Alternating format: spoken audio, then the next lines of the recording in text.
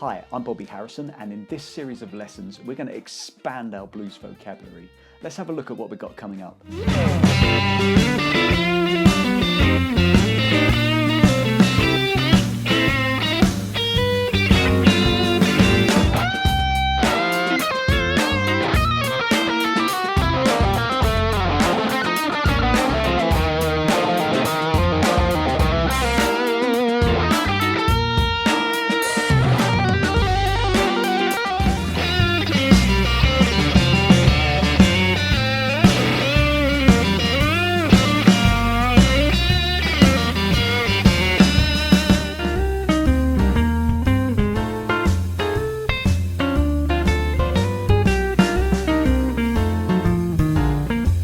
So we're going to cover jazz blues, we're going to cover blues fusion, we're going to learn lots and lots of licks and ideas and solos that we can incorporate into our own playing.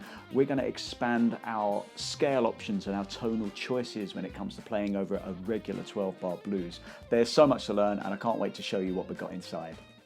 In this series of lessons, we're going to be going beyond the blues. We're going to explore more harmonic choices when it comes to playing over a regular 12-bar blues.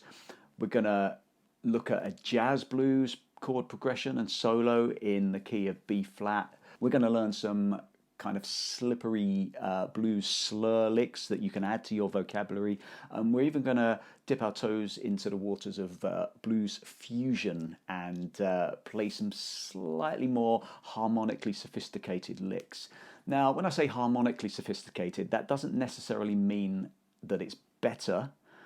You know, we can all play over a 12-bar blues using just the minor pentatonic scale from the key and make some fantastic musical decisions, and that in itself is a very, very powerful thing to have. But with this series of lessons, I'm assuming that you are an intermediate player or maybe an advanced player with gaps in their knowledge.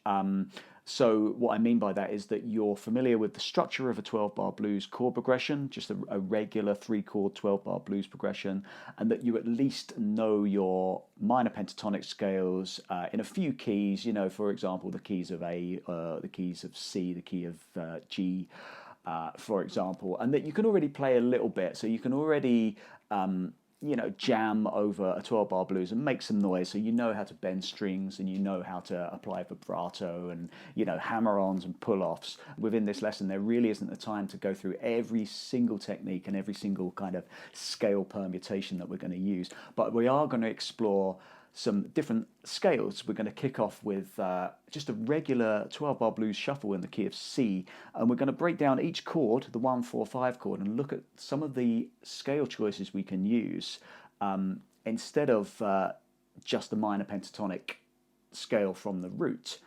We'll be looking at blues fusion, and we'll be looking at some kind of diminished seventh ideas.